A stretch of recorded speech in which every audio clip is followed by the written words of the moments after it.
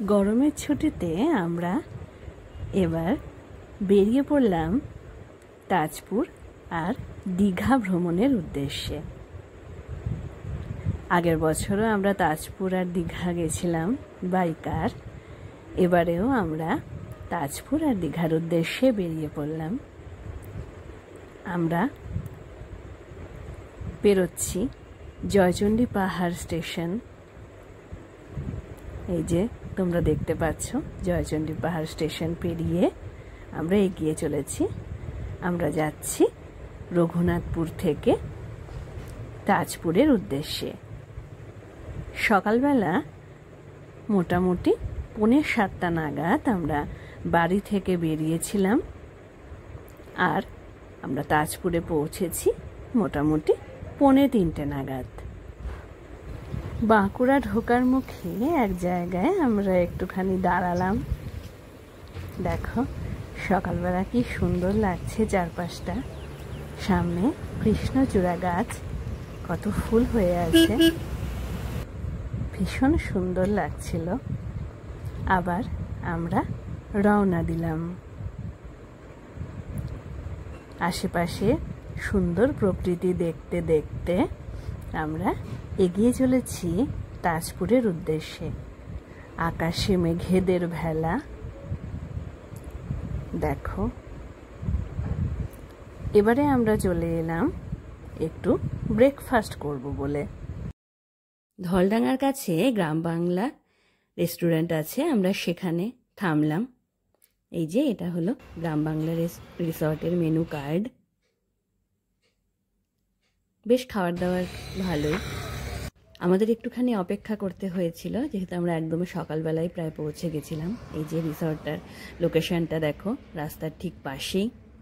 বেশ সুন্দর পজিশনে হচ্ছে রিসর্টটা। তোমরা চাইলেই এখানে আসতে পারো। খাবার দাবার খুব ভালো।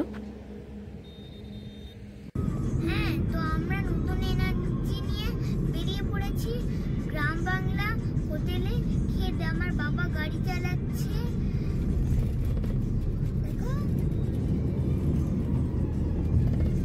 বছরও আমরা এই দীঘা তাজপুর ট্রিপটা করেছিলাম বাই কার। আয়েশের বাবা বেশ ভালোবাসে তাজপুর দীঘা যেতে কারে করে। আমার মনে হয় এতটা রাস্তা ওর একটু অসুবিধাই হবে গাড়ি চালাতে, কিন্তু আয়েশের বাবা বেশ এনজয় করে ব্যাপারটা।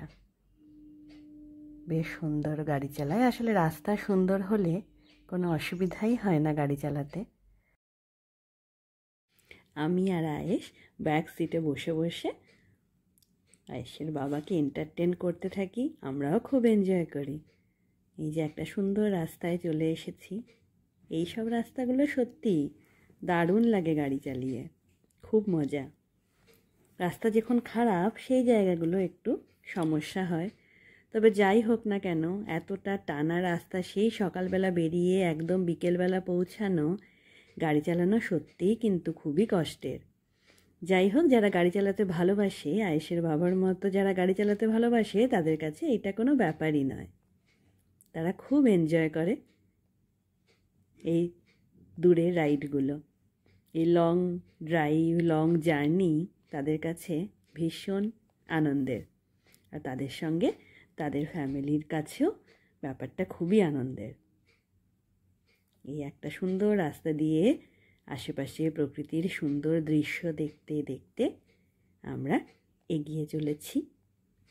আর গাড়িতে গান তো আছেই, গান শুনছি নিজেদের পছন্দ মতো। আর গাড়ি চলছে। এই দেখো, এবার আমরা তাজপুর যাওয়ার রাস্তায় ঢুকে পড়লাম। আমাদের আগের বছরে যদি ভিডিওটা তোমরা দেখে থাকো তাহলে দেখতে পাবে এই রাস্তাটা সেই সময়ে নির্মাণ কাজ চলছিল, সেই জন্য ওই সময় রাস্তাটা ভীষণ খারাপ ছিল। কিন্তু এই বছর গিয়ে দেখলাম 1 বছরে রাস্তা নির্মাণ কাজ প্রায় সম্পূর্ণ। কোনো কোনো জায়গায় একটু বাকি আছে, কিন্তু বেশিরভাগটাই সম্পূর্ণ। সেই জন্য এই বছরে বেশ সুন্দর রাস্তাটা আমরা পেলাম। এবারে আর কোনো অসুবিধাই হয়নি। খুব সুন্দর আমাদের গাড়ি এগিয়ে চললো এই সুন্দর রাস্তাটা দিয়ে। গল্প করতে করতে দেখতে দেখতে প্রায় দুপুর বেলা এই সময় আমরা প্রায় চলে এসেছি তাজপুরে আহার গেস্ট হাউসের কাছে। আর কিছুক্ষণের মধ্যেই আমরা পৌঁছে যাব তাজপুরের আহার গেস্ট হাউসে। এই আহার গেস্ট হাউসটা আমরা আগে থেকে বুকিং করে রেখেছিলাম। এই দেখো, এইটা হলো আহার গেস্ট হাউস। আমরা চলে এলাম দুপুরবেলায়, মোটামুটি 2:45 নাগাদ আমরা পৌঁছে গেছি। এই যে এটা হচ্ছে আহার গেস্ট হাউসের মেন এন্ট্রান্স। গেস্ট হাউসটা দেখো বেশ সুন্দর। আমি এটার ডিটেলস পরের ভিডিওতে